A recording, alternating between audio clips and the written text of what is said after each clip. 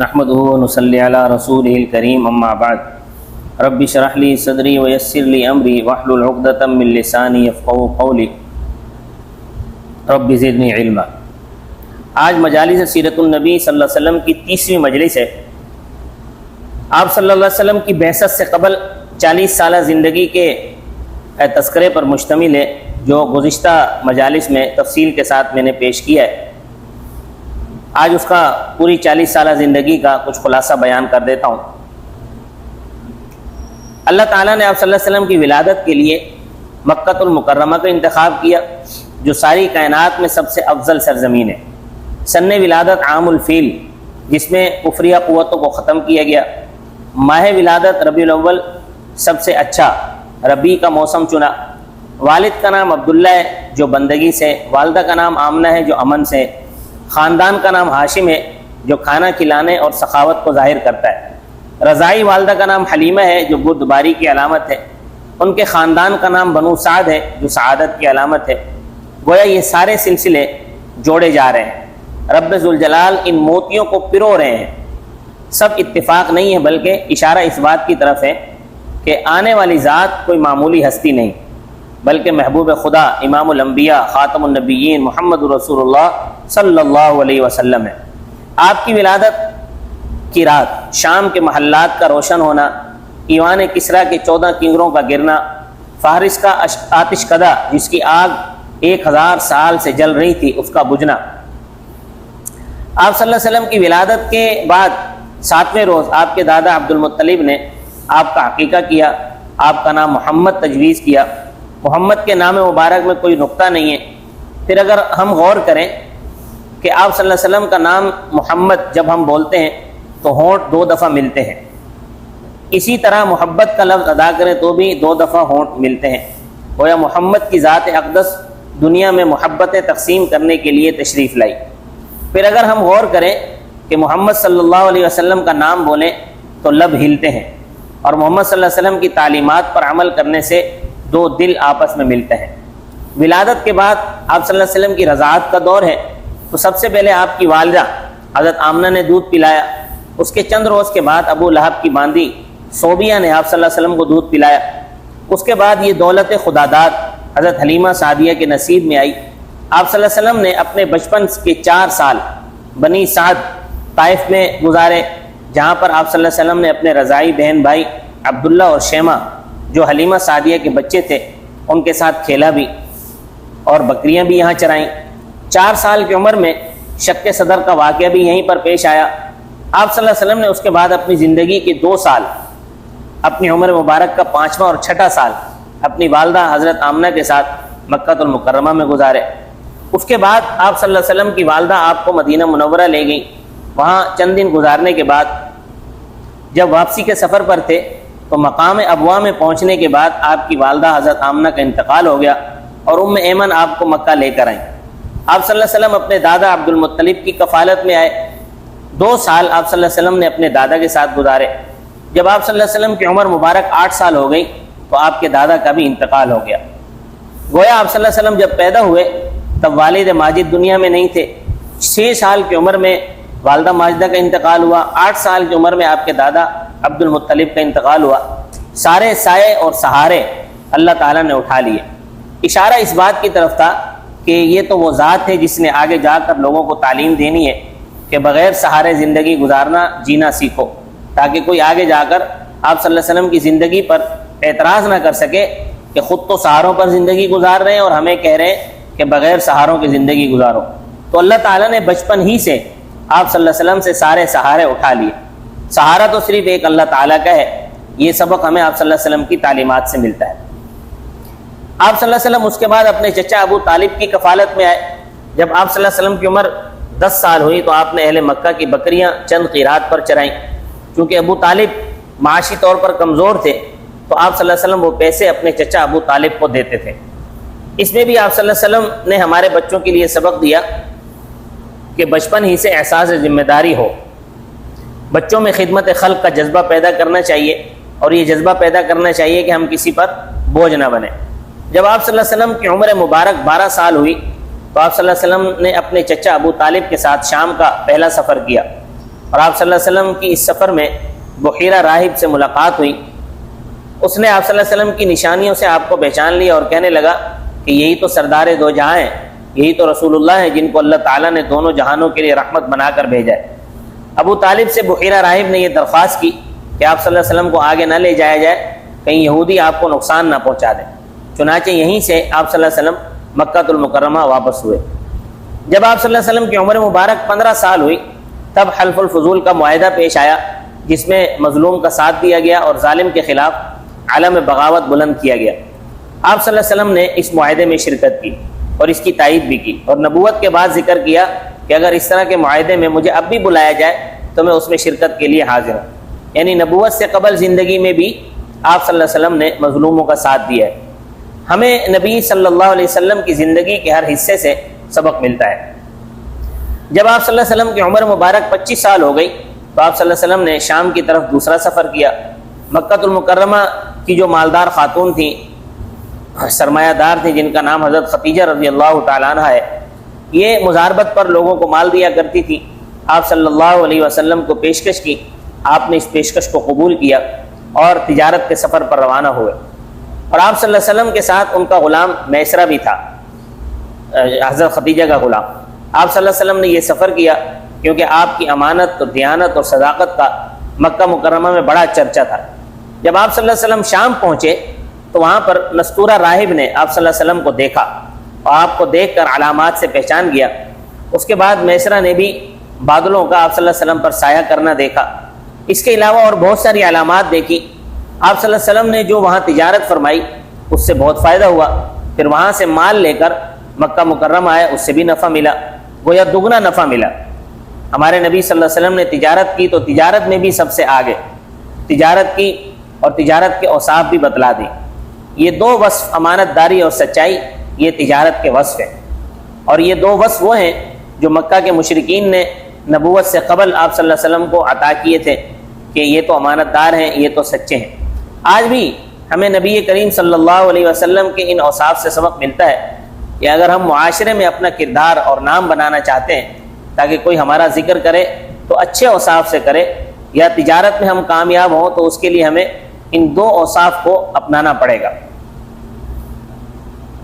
جیسا کہ نبی کریم صلی اللہ علیہ وسلم نے ارشاد بھی فرمایا کہ امانت دار اور سچا تاجر قیامت کے دن انبیاء، شہداء اور صالحین کے ساتھ ہوگا۔ تجارت میں کامیابی کا راز بھی ہمارے نبی نے ہمیں بتا دیا۔ اسی اخلاق کی بنیاد پر حضرت ختیجہ آپ صلی اللہ علیہ وسلم سے بہت متاثر ہوئیں، اور اسی بنیاد پر حضرت ختیجہ نے آپ صلی اللہ علیہ وسلم کو نکاح کا پیغام دیا۔ تو 25 برس کی عمر میں آپ صلی اللہ علیہ وسلم نے حضرت ختیجہ سے پہلا نکاح کیا۔ حضرت ختیجہ آپ صلی اللہ علیہ وسلم کے نکاح میں آئیں۔ آپ صلی اللہ علیہ وسلم کے دو بیٹے قاسم اور عبداللہ، قاسم جن کے نام پر آپ صلی اللہ علیہ وسلم کی کنیت ابو القاسم ہے، اور عبداللہ جن کے دو لقب ہیں طیب اور طاہر، یہ دونوں حضرت ختیجہ سے تھے۔ آپ صلی اللہ علیہ وسلم کی 4 بیٹیاں زینب، رقیہ، ام کلثوم، فاطمۃ الزہرا، یہ چاروں بیٹیاں بھی حضرت ختیجہ سے تھیں۔ گویا آپ صلی اللہ علیہ وسلم کی ساری اولاد سوائے حضرت ابراہیم کے حضرت ختیجہ سے تھی۔ حضور صلی اللہ علیہ وسلم کی اولاد سے ہمارے لیے سبق یہ ہے کہ آپ صلی اللہ علیہ وسلم کے تینوں بیٹے قاسم، عبداللہ اور ابراہیم بچپن ہی میں انتقال کر گئے۔ لہٰذا معلوم یہ ہوا کہ وہ لوگ جن کی نرینہ اولاد بچپن میں انتقال کر جاتی ہے یا نرینہ اولاد ہوتی ہی نہیں، تو اس میں قصور وہ اپنی بیویوں کو ٹھہراتے ہیں قصوروار۔ در حقیقت تو یہ اللہ تعالیٰ کا نظام ہے۔ اللہ تعالیٰ نے فرمایا ہے کہ اللہ جسے چاہتے ہیں بیٹیاں دیتے ہیں، جسے چاہتے ہیں بیٹے دیتے ہیں، اور جسے چاہتے ہیں دونوں دے دیتے ہیں، اور جسے چاہتے ہیں بانجھ رکھتے ہیں۔ اس میں نہ تو مرد کا کوئی کمال ہے اور نہ عورت کا کوئی قصور ہے، یہ اللہ کا نظام ہے۔ ہمارے نبی آخر الزماں محبوب خدا ہیں، لیکن آپ صلی اللہ علیہ وسلم کا کوئی بھی بچہ سن بلوغت کو نہیں پہنچا، بچپن ہی میں تینوں انتقال کر گئے۔ آپ صلی اللہ علیہ وسلم کی چاروں بیٹیاں جوانی کی عمر تک پہنچی، ان کی شادیاں بھی ہوئیں۔ حضرت زینب کا نکاح ابو العاص بن ربیع سے ہوا۔ حضرت رقیہ کا نکاح حضرت عثمان کے ساتھ ہوا سن 2 ہجری میں۔ حضرت رقیہ کا انتقال ہوا، پھر حضرت ام کلثوم کا نکاح حضرت عثمان کے ساتھ ہوا۔ اس وجہ سے حضرت عثمان کو ذو النورین کا لقب ملا۔ آپ صلی اللہ علیہ وسلم کی چوتھی بیٹی حضرت فاطمۃ الزہرا کا نکاح حضرت علی سے ہوا۔ اور اگر اس میں بھی ہم غور کریں تو آپ صلی اللہ علیہ وسلم کی چاروں بیٹیوں کا نکاح 20 سال کی عمر سے پہلے ہوا تھا۔